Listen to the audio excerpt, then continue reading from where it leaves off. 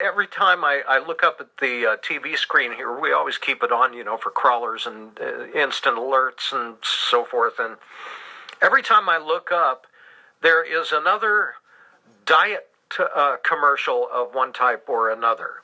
Either buy our food or buy our pills or join this gym and get 2 memberships for the price of 1, blah, blah, blah. Hey, it's January, right? We all, after binging on pumpkin pie and cranberries at Thanksgiving, then we move right on into fudge and Christmas cookies and all of that over Christmas. And so we all decide, you know what, enough is enough, and we vow we're going to get after it and we're going to get in better shape. And I got to thinking, I got to invite my good buddy in here to talk about this a little bit, Warren Honeycutt. He is a diet and exercise expert. He's a 6-time Mr. America finalist and the author of Get Lean for Life. Warren, my friend, how are you? Good morning, Neil. I am great, hoping you are as well. So, did you make a resolution to finally get yourself in better shape? I did. January 1st, I said, this is the year I'm losing weight, getting in shape, and I mean it. Has there ever been a day when you weren't in shape? Well, yes, as a teenager, I was one fat kid. I must admit, and I was a sugarholic. So, what was your sugar of choice? Chocolate cake. Chocolate cake. Oh, God, I'd kill with Neil, ice cream. Oh, I could eat a whole chocolate cake right now. Honestly, when I was a kid, seriously, and people sometimes have a problem believing it and knowing what I've done for the last 40 years, but my mom would bake me a chocolate cake, double layer, with icing, every other day. I'd eat one half on one day and one half the next. True. Whoa! So Mom was your accomplice. Oh, yeah. Oh, she was an enabler. No question. No question, Neil. It's funny, when I quit smoking about 15, 16 years ago, every time my wife would say, how you doing? And I'd say, all I need is a pack of cigarettes and a chocolate cake. That's all I need. But, Warren, in looking at all these diet commercials and gym membership ads and all that kind of stuff on TV and everywhere you look right now, I found an interesting statistic online. I went back and I looked all the way back to 2000. And the research shows me that by the end of January, only 8% of us have stuck with our New Year's resolutions. Yeah. And I'm actually surprised. I'm not questioning it at all, but I'm a little surprised that it is even as high as 8%. Why do we fall off? The biggest reason, Al, in my opinion, and I've been at this thing called fitness and nutrition for over 40 years now, and I've seen it over and over and over. And the biggest reason most people have, number one, they don't ever define within themselves and put in writing the why they want to do it. They just go, I want to lose weight, but no underlying why. That's number one. Number two, they go, January 1st, okay, New Year's resolution, okay, a year, okay. That's a big, big chunk to bite off at one time. Yeah. I mean, a year to do a lifestyle change in a 24-hour period with one statement is just overwhelming. And we take our willpower and we pit it against our subconscious habits. And after, and it works for a few days, maybe a week, maybe two. But seriously, I'm so happy you brought up that statistic, because January 24th last year, I remember it very well, we filmed it, and I was doing a workshop. And in the workshop, I asked for a show of hands of the group in the class. How many people had New Year's resolution, lose weight, get in shape? All the hands went up. I said, and how many are still with it? Every hand, I think, but one went down in the whole room. I said, folks, it's January 24th. We got 11 more months for that year's, New Year's resolution to be good. So we're taking a too big a bite? Yeah. I encourage people to take a day's resolution. And when you do a day, anybody can do a day, right? I mean, what's a day? Yeah, a day. Then tomorrow do the same thing. And do that for 7 days. Now you've got a week. And you've got something that makes you feel good, and you go, well, that wasn't so bad. And then on Sunday, you start again, 2 weeks.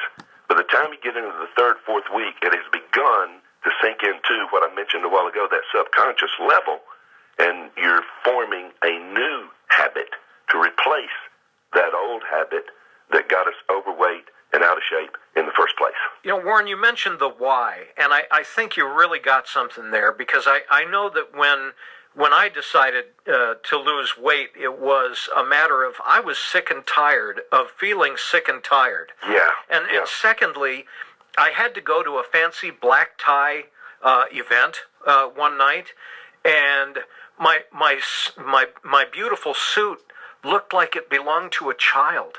And I couldn't get into it, and I had to go out and buy a suit that was essentially a muumuu, and I was just humiliated. And, I just decided, this has just got to change. And it really wasn't, it seemed in advance like it was going to be much harder, because, I wanted to lose 90 pounds, and that looks too big. So I just said, you know what? I'm just going to not bring this kind of crap home anymore. The muffins and the loaves of bread and all that kind of stuff. And I kept things around that, would kill the hunger.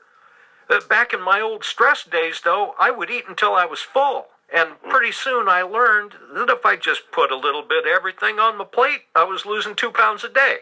Mm-hmm. You just defined, Neil, the model for actually making a change that lasts. And you did it much better than I could.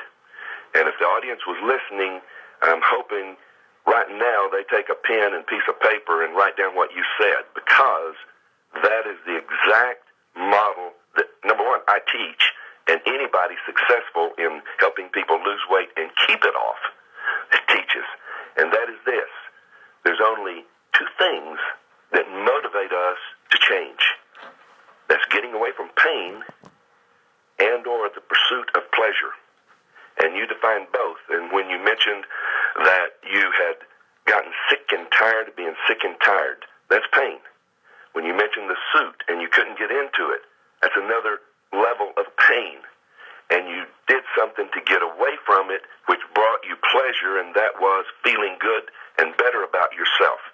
Am I missing anything here? Well, no, just two other things that I would mention to you, Warren, and I'm sure that you've got experience with this with all of the people that you instruct. But one of those was I noticed as soon as I dropped all of that weight, a lot of my back pain went away. Yeah. And secondly, it's easy to keep going when you finally see some results. I mean, when you've got 48-inch pants hanging in your closet, yes, and you put them on, and you suddenly look like a rodeo clown.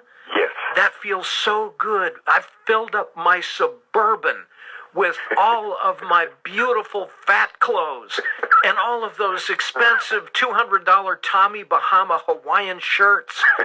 And I took them all and gave them to charity. And I had to go out and buy stuff because otherwise I was naked. Yeah, and as soon as you get a little bit of results, that feeds into it, and then you're even more aggressive with it. Yes, and that's music to my ears, and that's the pleasure compounded with more pleasure, and that builds on the success. Success breeds success. Failure breeds failure. And that is the other thing, Neil, that I really do everything I can to help people understand. And that is, if this New Year's resolution, and on Saturday night you have, let's say, a piece of that chocolate cake, well, rather than being down on yourself and going, I've blown it, realize and understand the goal is progress, not perfection.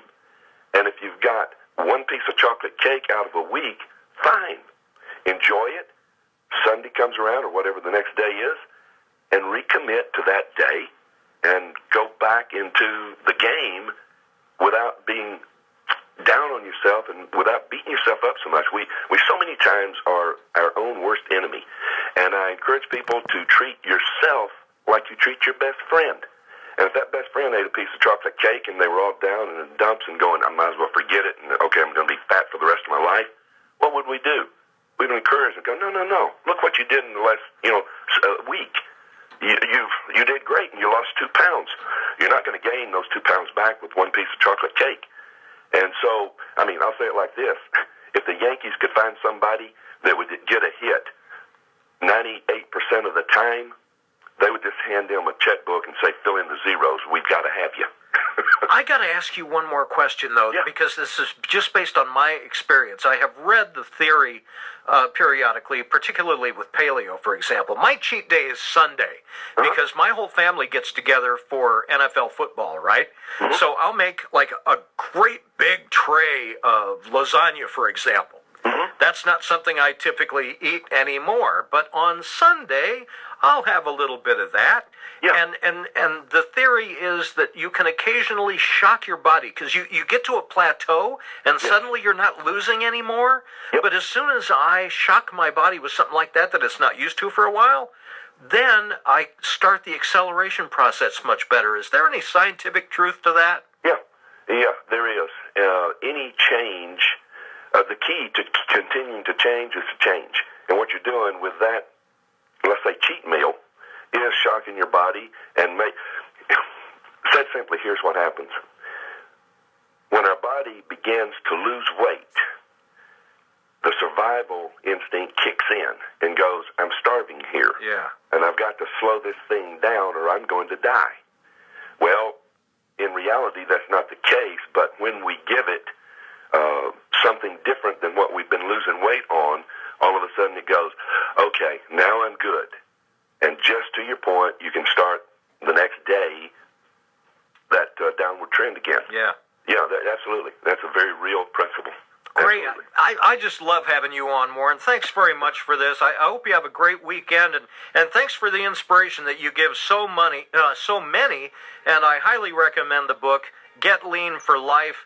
His name is Warren Honeycutt. Warren, have a great weekend. You too, Neil. Have a wonderful, healthy new year. Thank you very much. By the way, his website is getlean.guru.